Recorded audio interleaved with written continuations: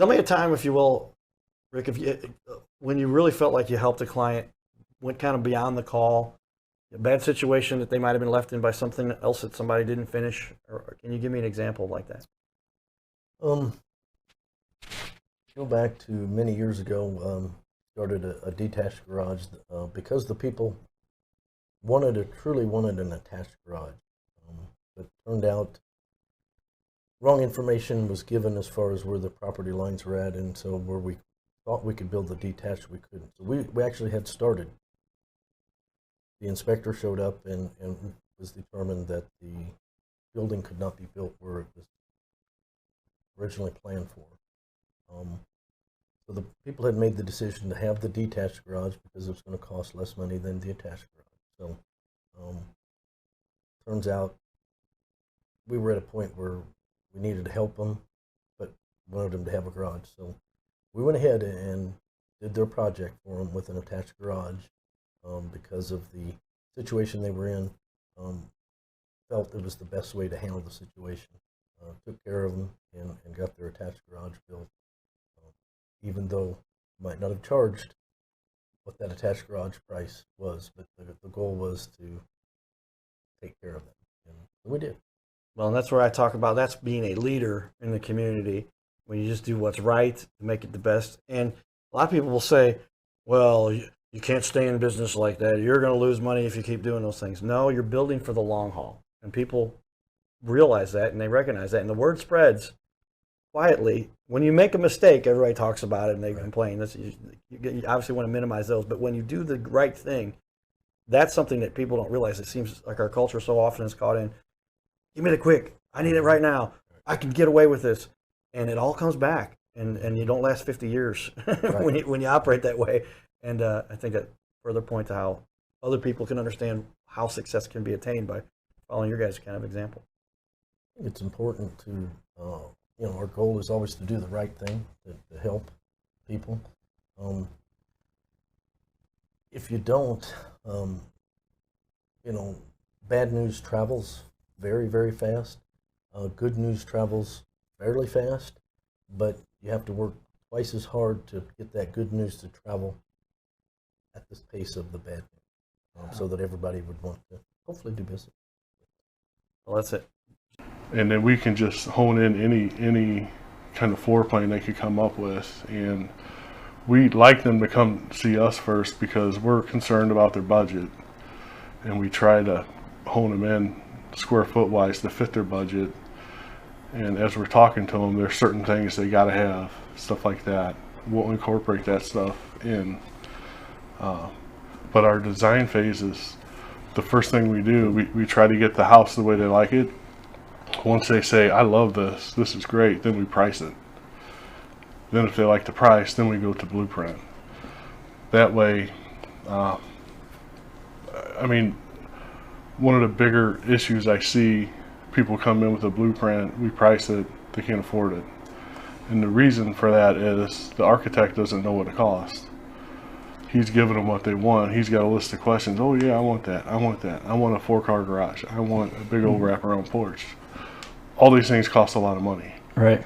So when we have a budget, we're trying to hone them in and get them into their size home that fits their budget. Some things we've done to help. Once that price comes out, we have a price presentation. So it tells us how cheap we can build the house, like the cheapest we can build it. And then it lists at the bottom all the things that are extra that they asked for. And it also puts a dollar value by them. So if you wanted a 9-foot pour versus an 8-foot pour, the cheapest price is going to have the 8-foot pour.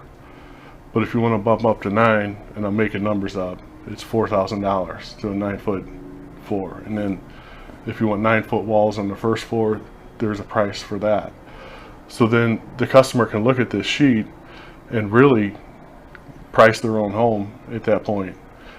I don't really need the vaulted ceiling. I don't really need 8-foot doors. It's a really helpful tool to get everybody in the right budget.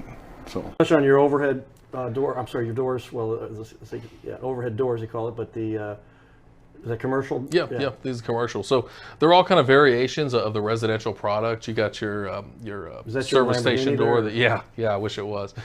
But that's what you'll see at the the auto dealerships and again at the restaurants. They're just basically bigger doors, larger doors, and so once you get past an 8 foot, it becomes a commercial door. The DTC is it's a polyurethane jacket, highly insulated door.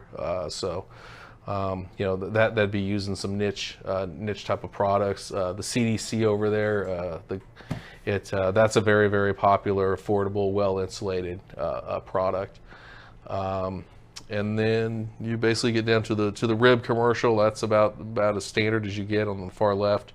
As you're kind of just good, it's just give me a good garage door. It's kind of the staple of the commercial, if you will. And then again, there's that AMR multi-view, which is the commercial version of the Horizon. Well, lots of great information out here. You guys have a beautiful looking website. Looks like you spent some time. You do service, you do parts, Oh yeah. and so obviously all the stuff that you sell, you can fix and Oh, yeah. maintain, and the Darn. maintenance and all that stuff is very important.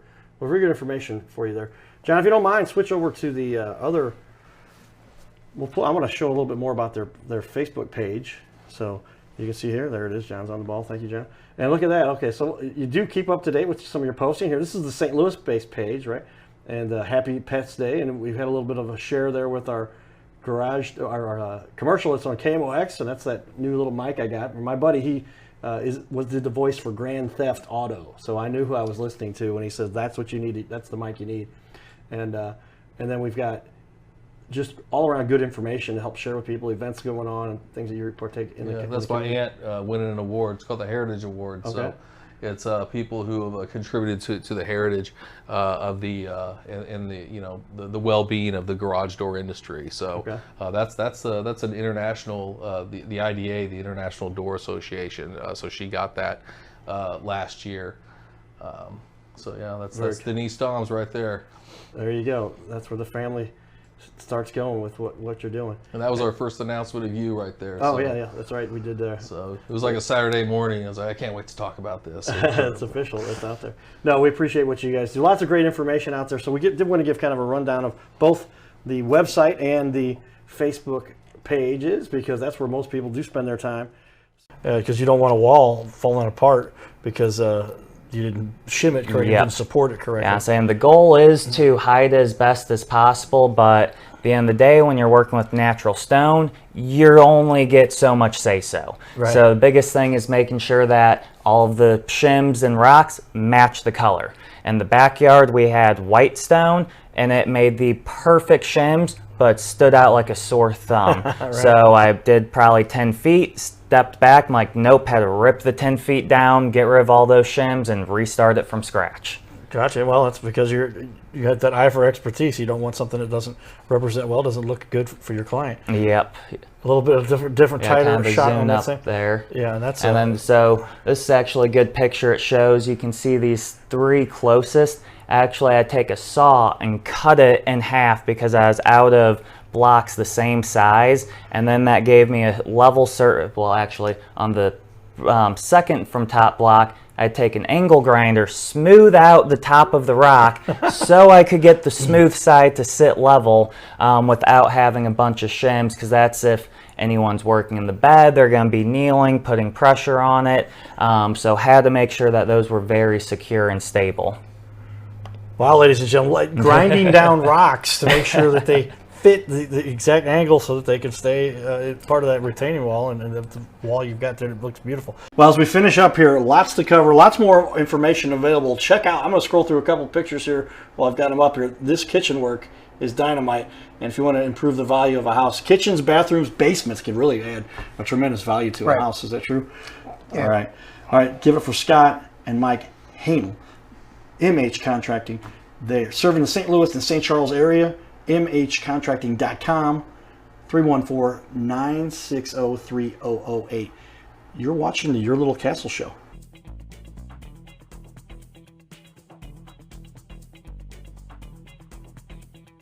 So tell me the process. I'm happy. I think what you're going to do is great. I want to hire you, Kevin.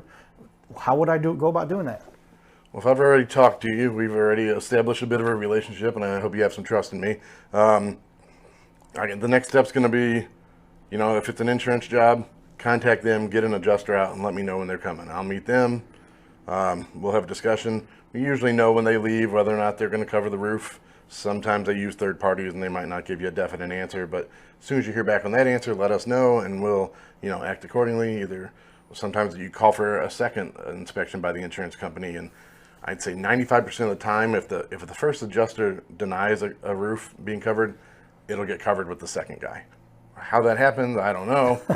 I guess the first guy might have had a bad day, not sure. But there's always that option. Or if they do cover it because of visible damage, obvious damage, I would say, well, what color do you want to put on here? Because a lot of different color shingles these days, and not just the old gray ones. So get a color picked out, and at that point, it's a matter of getting it scheduled. Right now, it's funny because right now there is a shingle shortage. It's actually worse than it was right after COVID. I think because the demand is so high, it's taken about 3 weeks now to get a roof stock where it used to take 2 days. Wow. So you got to just get that set up, get the labor scheduled, and get everybody briefed on the process, and then take care of it. If it is an insurance job, all we ask for up front is insurance will cut you a first check, which is the cash value of the roof. They don't pay for the whole replacement cost until you've actually replaced it. So, we don't ask for any crazy deposits. We just ask for that first check. That way we can order the materials and know we are also not going to possibly be taken advantage of. And then upon completion, we'll notify your insurance, and they will cut you a second check to the depreciation plus that cash value equals the replacement cost. We'll wait till you get that, till it clears your bank, and then we'll settle up with you with our final invoice. So there's the process, everybody. And Abe, same for you. You're out there doing the work. Yep. What objections people say, I think this should be fixed in addition, or what are some of the hurdles you've had to overcome, some of the questions people may have along the way, doing this for as long as you have? Well, I think the down payment is a thing. Most people are pretty good with it. Most people call us because they've read our reviews, so it's not as big of a deal, but we do run into it, And the majority of the time, not the majority of the time, but a good percentage of the time, people will call us and say, when are you going to cash my check? When are you going to cash my check? We're getting nervous. We got all this money in our account. So we're certainly not quick to the bank. I mean, obviously our goal is to make a living, but our first priority is not to run to the bank and cash your check, So I would say that's one of the bigger things, And sometimes, people have seen things or had other experiences with other roofers, and they want to tell me about it and what we're planning to do.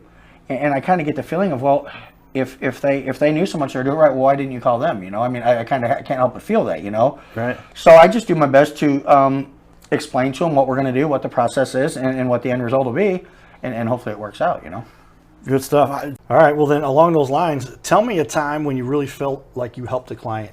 You could tell they were about to make a bad decision, or they were already in a tough situation, and you had to come through and say, hey, let me explain to you what's going on here. Probably one of the neatest experiences was actually my own fraternity house, the Kappa Sigma house down in Rolla, Missouri. And our house fund was proposing to build an addition in front of the existing house and connect it with a porte-cochere or a walkway above the front parking lot. And the elevation of the addition looked okay, but it's the sight lines and the perspective. A building's got to look good as you're walking by it or driving by it from almost every angle. And everybody in the room was backslapping each other. Hey, that looks so great and everything. And I'm the only guy of like 15 people that raises their hand and said, you cannot build that building because you don't understand, it will not look good. And everybody just couldn't believe that I was bringing it up. And I said, well, we'll show you.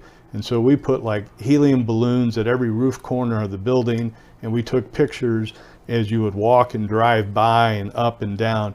And everybody got it. And then I went to the drawing board and I actually conceptually redrew the entire facility, and then worked with Dick Bush Architects, who's an incredible architect in Chesterfield, who put on an incredible money shot on it, and we turned it into an award-winning project. So it went from, it could have been the dog on campus to, now it's the showcase. on campus. Yeah, that's something a lot of people don't realize, the aesthetics and the way it can look Absolutely. from different angles. Because Absolutely. the lighting may look different, the sun coming in at different angles. Yes. And there's so much that you got to be wary of, because you don't want to have the campus Right. vote and they go, oh, you don't want to Yeah, be part it's of that like, organization. If you see the way who they built built the it. Trout Lodge? It's like, Right. Okay, very important stuff. Well, it's good that you're looking out. And we got a lot of charitable stuff we'll talk about here in a minute too. And now a little bit brick, darker style siding there, Yeah, and wood door. right. And well, and that's a steel door with a printed on, looks like wood. So it looks like wood. Yeah. Okay. And then it's got the stucco siding up in the gable, and I'm sure the house, if we had a picture, would have showed that as well. Okay. And you do have a weather vane that goes on each one of these. Can you see that there? Yeah, Let's go here to the next one. It's just cut out of the picture there for some reason. I'm sorry. okay. But that's another picture of that. But I'm sure we've got a weather vane somewhere here. Yeah. But the weather vane is a registered trademark that we put on every garage we build. So it's a little coach lamp, and it's actually kind of mimics the logo a little bit. Okay. Do you have another picture there? Yeah, well, I'll talk about this one real quick. We'll get to. I want to get to the weather. So vane. this is a two-door garage. The big doors are sometimes more economical, but two individual doors gives you more freedom when you're pulling in and out, and less likely to bump against your wife's car or something when you're leaving, and it just works better in most cases. Okay. And there we go. Now we got one with the weather vane, I think. Yeah, you can see the weather vane at the top. So that's our registered trademark. Always say every garage gets a free weather vane, and but it's our registered trademark. And the weather vane serves a purpose. It does tell. It does. Tell you These which are way to functioning wind. weather vanes. It is functioning weather vane. And it does point in the direction of the wind. So you know which way to go. And there's another one there. There's another one there. And the side entry, 2 windows you can see here, and 2 single doors. Right. Two Gotcha. single doors again. And that, it's all optional. We customize to your wants and needs. We don't have a set specific model setting on the back room that we bring out. Each one is designed for your property. That's the fun part for me, is going out with people and helping them create. That's for me. That's the best part, is going to their place, seeing their site, and then hearing what they want to do, helping them carve out what they want it to be. It's just that process is what I enjoy the most. Well, important stuff, because when you're designing something for somebody, you don't necessarily want it to be what you want. You want what they want, of course, Exactly. right? Yep. And being able to provide that customization allows for people to have their little caveats. And if they've got a moped or something, or maybe they want to put a swing, I can only imagine the options are virtually unlimited with how creative you guys can be. And you guys customize for everybody. Correct. And one of the things that we do is a question we always ask, so what you going to do? What are you going to put in there? And sometimes customers or prospects are like, well, why do you need to know that? Well, so that we can properly design your garage. We don't expect people to know what size they need. That's our job. If they have 2 cars they're putting in, a motorcycle, a workshop, well, we know now to then what it's going to take, what we're probably going to try to build for them. Doesn't always work because of permits, zoning, and all. You can't cover some of the, properties more than a certain percent. So, but Makes sense. It is our focus. Tell us a little bit more about that path that got you here. So now you've been in the company. How long have you actually been in the company working as? I like to say most of my adult life. Okay.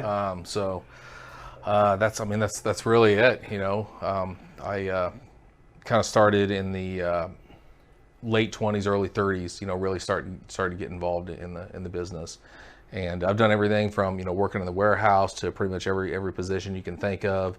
Got an opportunity to be the marketing guy, if you will. This was right around the time when the internet was starting to become more prevalent, and we kind of shared some of those duties. And we're a family company, a lot of repeat business, but we didn't have like that marketing person, and so it was just good timing. I wanted a chance to do something at the next level with the company, and that's where I got my opportunity, and things just kind of developed, continued developing from there. Well, and that's the key to this. If you stick with it, start with something, put your time in, learn the ropes, build up, and progress, and get a couple promotions along the way.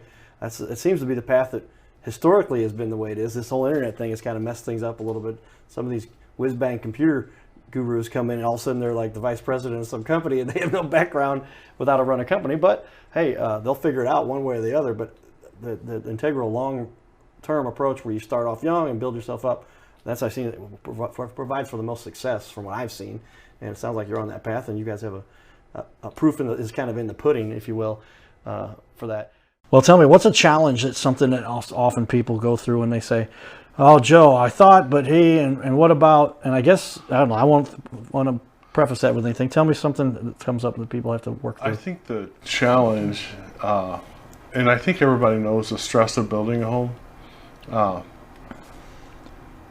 There's so many components, so many decisions, and even like picking colors. There's little samples like this you're looking at, trying to coordinate colors and stuff. All right. I think that's the hardest thing. Finding the floor plan, finding the lot, and picking colors, I think are the hardest things to do. So Really? But then there's so many components, like there could be some things thrown your way. I'm trying to make it, well, just the heating and cooling. I mean, there's so many advances in the heating and cooling nowadays too. Like, you know, most builder grade units are 85%, but you can get up to 96% efficiency, 91. Humidifiers, the allergy, I don't know, it zaps. I forget what they call it, but Okay. any kind of dust, it zaps it. You know? Oh, really? So if you got allergies, that's good for people with allergies. But all these questions are being asked to the customer, and I see that being a little hard. But we'll talk them through it. You know what I mean? So we're a team till we're done. So they just need to know that if they don't understand, call us. We'll explain it. So, but I think that's the hardest thing for customers: lot, floor plan, and picking colors. It seems to be the hardest thing to me. So. That sock is what's going to prevent debris, dirt, you name it, from getting in there and clogging the pipe. And then everything always gets backfilled with 1-inch clean rock. And then the black fabric on the outside, we basically set in first, set our pipe, and then our rock, and then we'll fold it all over like a giant burrito. That way I know if it manages to get through this felt, it's got to go through the rock, and then it's got to go through the sock, and then it's going to make it into the pipe. So this is kind of a very over-the-top kind of cloggage prevention. Like I had mentioned, this is where most companies will do 1 or 2, but very seldomly 3 of those options. And that's when you might get a year without problems, 10 years, but the risk of something clogging or a problem occurring is significantly higher. And then that green box there, that's the catch basin. So we use those in settings where there's large areas of standing water for the bulk of it to fall into. And then everywhere else is our perforated pipe, so water can get into the pipe outside of just those catch basins. It's a mouthful, ladies Yes. and gentlemen. A lot goes into. I'd heard of the term French drain. We had another guest on. Patrick knows this stuff too. You landscaper guys get into Yep. it, and he talked. I French drain. It's a drain that's in France, right? No, it's actually specifically designed so that you can Yes. also run off water and manage Exactly. your, And this here is actually a closed French drain versus an open. All that means is this exposed freely? Whether it just means we didn't put any sod on top, if it's underneath the rock bed. So here we're going to fold that up. We're going to put 3 to 4 inches of soil on top, and then seed or sod, whichever the customer decides to go with. But actually on the same job around the patio there, we did exactly this. But then after we fold the felt on top, we just put decorative rock over top, and then it looks like a normal landscape bed. That would be considered more of an open French drain. Gotcha. Well, there you go, ladies and gentlemen. That's a lot to take in there, but the French drains are an important component for how you manage your landscape.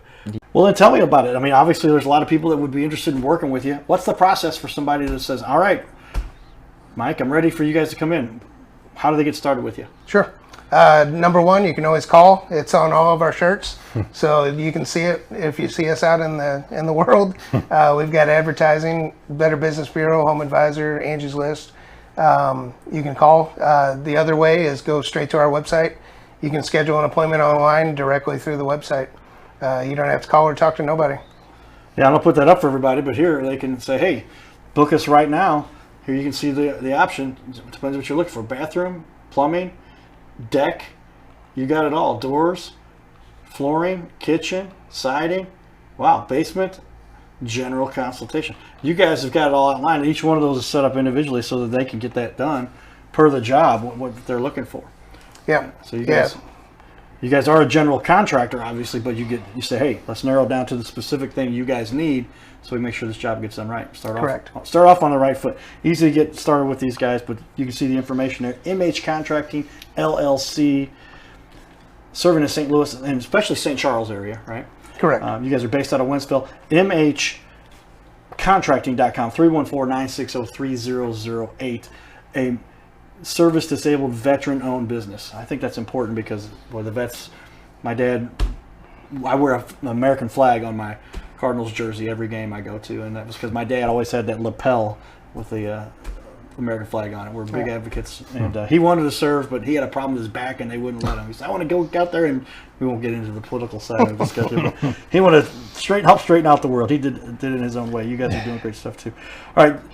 So with that, we're our final question here, and then we're going to show everybody some of your work. You got a lot of great work. We're going to show some people some of the photos on your Facebook's got a lot of good looking stuff you've done there. But tell me, what does it feel like to contribute to the community with a business like you've run now for so long, and what you do to make a difference on our little planet? It feels good when I'm, say dropping my son off at school or going to events like that, just talking to other parents and just, I don't know, it just feels good knowing you're helping people out and being able to spread some knowledge to them, which I know it's a roof, but still, I just like that. We contribute quite a bit to Children's Hospital. I just have a kind of a soft spot in my heart for kids, and there's no one really there to help them, so we like to do what we can for Children's Hospital. Yeah. So how do you get involved with Children's Hospital, and what was the connection there? We pretty much just donate at this point. Anytime. We just make donations too. But there's 1,000 places you could donate to. Why did you choose Children's Hospital? I just think they do good work with the kids, good things for the kids. Like, I just feel like the kids are so, vulnerable. They can't protect themselves. So, that's people that are looking out for them. All right, everybody, stay tuned for more. Carter Rethwish, a.k.a. the Cardinal Cowboy. We're always trying to bring excitement to you guys and a little bit more of what we do in the community and the leaders that are doing so. This is the Your Little Castle Show. Do take the opportunity to watch everything we've put out there on our social media. You can see, so check that all out, and we'll talk to you guys some more. Thanks, everybody.